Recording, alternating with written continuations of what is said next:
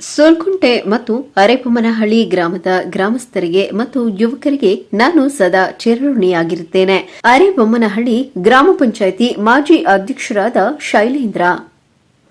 ವಿಶೇಷವೇನೆಂದರೆ ಮಾಜಿ ಅಧ್ಯಕ್ಷರಾದ ಶೈಲೇಂದ್ರ ಅವರಿಗೆ ಯುವಕರು ತಮ್ಮ ಹೆಗಲ ಮೇಲೆ ಎತ್ತಿ ಕುಣಿದು ಕುಪ್ಪಳಿಸಿದರು. ಬೆಂಗಳೂರು ಹೊರವಲಯ ನೆಲಮಂಗಲ ತಾಲೂಕಿನ ಅರೆಬೊಮ್ಮನಹಳ್ಳಿ ಗ್ರಾಮ ಪಂಚಾಯಿತಿಯ ಆವರಣದಲ್ಲಿ ಗಣೇಶೋತ್ಸವದ ಪ್ರಯುಕ್ತ ರಸಸಂಜೆ ಮನೋರಂಜನಾ ಕಾರ್ಯಕ್ರಮವನ್ನು ಅರೆಬೊಮ್ಮನಹಳ್ಳಿ ಯುವಕರು ಆಯೋಜನೆ ಮಾಡಿದ್ದರು.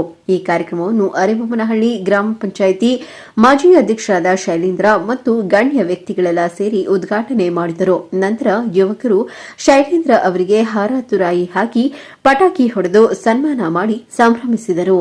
ನಂತರ ಮಾಧ್ಯಮದ ಜೊತೆ ಮಾತನಾಡಿದ ಅರೆಬೊಮ್ಮನಹಳ್ಳಿ ಗ್ರಾಮ ಪಂಚಾಯಿತಿಯ ಮಾಜಿ ಅಧ್ಯಕ್ಷರಾದ ಶೈಲೇಂದ್ರ, ನನಗೆ ತುಂಬಾ ಸಂತೋಷವಾಗುತ್ತಿದೆ. ನನಗೆ ಕರೆಸಿ ಈ ರೀತಿ ನನಗೆ ಗೌರವ ಕೊಟ್ಟಿದ್ದಾರೆ. ನಾನು ಸದಾಕಾಲ ಸೋಲ್ಕುಂಟೆ ಮತ್ತು ಅರೆಬೊಮ್ಮನಹಳ್ಳಿ ಯುವಕರ ಜೊತೆ ಇರುತ್ತೇನೆ. ಇದು ಎಂತಹದ್ದೇ ಸಮಯವಿರಲಿ ನಾನು ಅವರಿಗೆ ಯಾವಾಗಲೂ ಸಹಕಾರ ನೀಡುತ್ತೇನೆಂದು ಸಂತಸ ವ್ಯಕ್ತಪಡಿಸಿದರು.